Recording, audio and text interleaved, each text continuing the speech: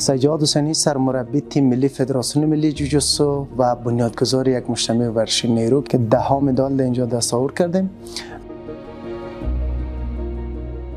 ورزش از پاکستان شروع کردیم. افغانستان هم بودم که از خود یک قهرمانی به جا بردم. شروع کردیم از این مجتمع. اولین دستاورد ما به مجتمعی بودن که از قهرمانای خود ما جنوب آسیا بودن. حریفای گوناگون که مثل چین و باز حریفای دیگه داشتن به زمین بکوبن و پرچم افغانستان را بلند بکنن. امیدی بیشتر گرفتم که من تانستم که قهرمان حداقل به ملی معرفی کردم. انگیزه زیاد برای من ایجاد کردن. بعد از او آوردم در تیم ملی فشرده تمرین کردم. تانستم که در تیم ملی مسابقات سال 2021 وقتای کرونا بود، اولین تیم از جوجوتسو معرفی شد در مسابقات روسیه.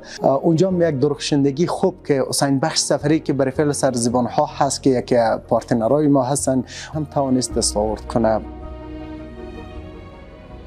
خیلی دوستای دیگه از ولایت ها از پکتیا بودن، هرات بودن که دستاورد خوب داشتیم که 11 مدال، 2 طلا بودن، 2 نقره دیگهش برنز بودن که به دست او هم مشاهده تاریخ رسمی ثبت شدن که آوردن تانست.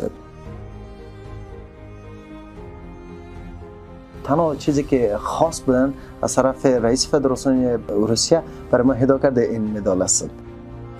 این دستاوردهای بدن برای فعلا قهرمانای زیاد زیر دست هستن که عضویت تیم ملی داره.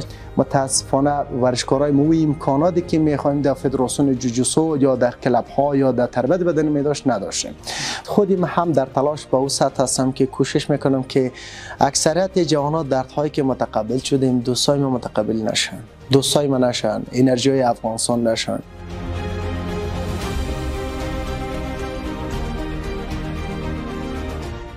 با مدت 6 سال میشه پیش استاد جواد تمرین میکنم و در این مدت 6 سال دستشان درد نکنه، زحمت کشیدن، ما را رساندن و فعلا هم عضو تیم ملی جوجوتسو افغانستان هستم. در مجموع ساکان داخل مجتمع برای فعلا تنها مانده اقتصادی یاری که خیلی رشته سقوط کردن.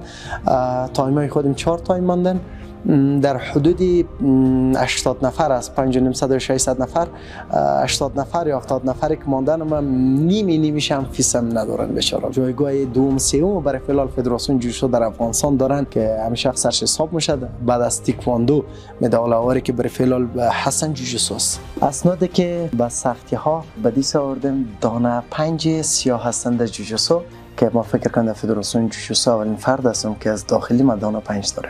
ما انشالله آرزویی را داریم که یک روز در سن‌های 60-70 سالگی خود دانه در هم به دست بیارم. بزرگترین هدفی هستن که در سطح دنیا اولین مربی باشم که در کار اصولی ثبت شدم که هم از الگو بگیرن. به جوانان منظوره میگی هستن که باید تلاش زیاد بکنن از اینکه بهتر شاید روزای خوب روشنایی دادم رو داشته باشد، حتمی می داشته باشد، ولی 100% باید روی هدف خود کار بکنن. یک هدف داشته باشد، یک روشن، یک شمع باشد که همیشه بدروشن.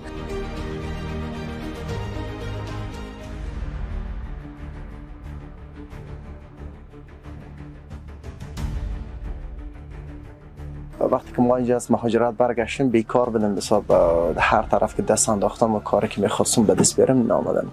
تصمیم به این شد که دکان اجرا بندازم. قرطاسی فروش معمولا قلم و کاغذ و کتابچه و اما چیزا ما مهیا، چون که درد خودم داشتم اینجا مهیا کرده بودم. یک ژیمنازیوم مجهز ورزشی از طریق ورزش از طریق ازمی دکان اراده شده دارم که بسازم به تک تک جوانایی که نیاز دارن.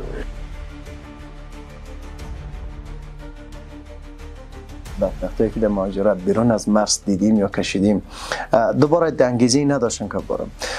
حکومت از هم پاشیدن، ثمره‌ای که همه از وطن گریختن، روز میدان‌های نزدیک ما اکثریت رفتن، ما اولادی وطن هستیم، میمانیم.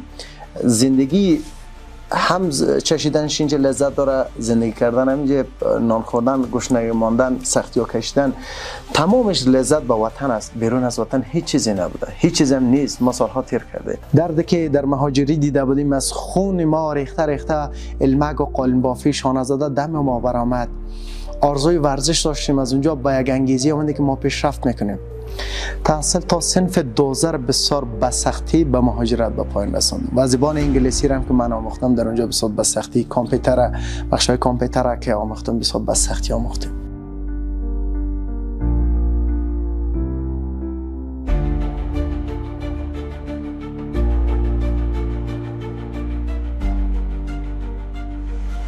باید ما امیدهایی که ماها هستیم باید دست ندیم که آینده های ما، جوانایی که بعد از ما قرار میگیرن، قهرمانایی که با افتخاراتی که به افغانستان برمیگردانه به دست میارن، به اونها یک انگیزه بمانه. اینها دوستای ما باشد که اینها را نگاه کنند، بکشند به تصویر. زمانهای زیاد گذشته تا اینها به دست آمده. انشالله امید است که استادایی که زمانی که تغییرات آمدن خاطرات خود از بین نبرده باشد، چون که برای استاد تنها چیزی میمونه خاطراتش میمونه، نامش میمونه، ولی اینها شاید در بازار ارزش نداشته باشد، ولی برای ما ارزش های دنیا را دارن، ارزش های تمام زندگی ما را دارن.